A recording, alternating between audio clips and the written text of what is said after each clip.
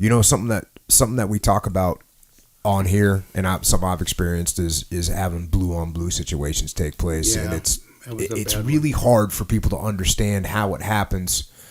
But I know that you had one of those happen. You want to kind of give a quick debrief on that? Yeah, we're about ready to go home. We had a new platoon come in. They wanted to do a break-in up, not mention any names of the officers, but they wanted to do a hammer and anvil up, which you just don't do with a brand new platoon. And we'd been there, we had our stuff together pretty well in that area. But what it was we were supposed to push these bad guys to the VC into these guys that were in a tree line. And they inserted us at the wrong place to start with. So when we started working our way in, we kind of came up to this tree line where it ended, a rice paddy, and then there was another tree line. I couldn't give you it was a halfway decent ways away, you know what I'm saying? But we had 3 Kit Carson scouts with us. Kit Carson scouts were North Vietnamese that had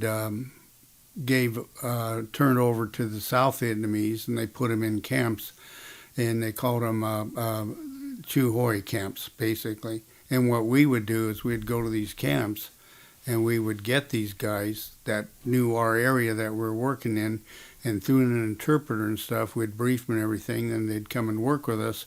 And they'd work with us for on a couple of ops till they became kind of trusted agents. And they were pretty good. Most of them were not North Vietnamese, but VC that were good fighters, And then they lived with us the whole 9 yards. We paid them. We had money from NAV 4B. They gave us a lot of money to pay these guys and stuff.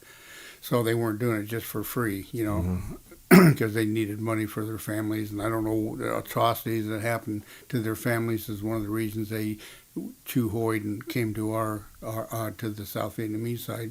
Anyway, we had 3 of those guys coming out in front of us, black pajamas, AK-47s, looked just like VC, So the brand new platoon saw 3 guys coming out of the tree line that were VC, so they opened up on them, killed 2 of them and wounded the other one. We swung off to the left and laid down, and they were shooting 60s and stoners at us, but shit was just falling on their heads because they were shooting high, like new guys generally do before you.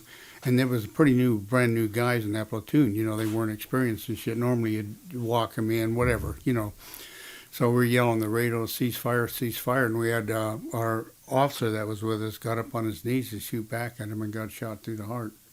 Then we finally got him to stop, and then we got him out of there. He was dead, though. He shot right through the heart, That was a blue on blue thing. That was pretty bad.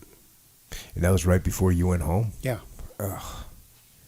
Yeah, the confusion that happens out there. It was called a break-in up. And like I say, the new platoon had about 2 guys, I think. They were LPO. I can't remember his name. And then was with me on that beach where we got shot. He was also in my training class. He was the either the OAC or AOAC on that. But most of the rest of them were all brand new guys. You know what I mean? Good training and everything, but, this is their first, goddamn, we're in a firefight. You know what I mean? Yeah, anytime you get the opportunity to slowly work into the combat situations, do a smaller patrol, do an easier patrol. That's what we normally did. Yeah. But you can't override your officers that you got, Take them out in the daytime. That was a daytime op, by the way, but usually it's just to kind of get them oriented to the environment, what they're going to be in. And then we all had these, I don't know if we had one in 69, but 70, 71, we had these barn dance files. And every op we went on, we'd put a synopsis in this barn dance. So if you were going to go in that same area, you could pull out that barn dance file and read it and see what the guys had seen their enemy, what the terrain was like, on and on. You know what I mean? It was pretty good, real good. And almost every platoon had those from previous platoons all the way up to you, so you can kind of get an idea of what you're going into if you didn't have intel on that area.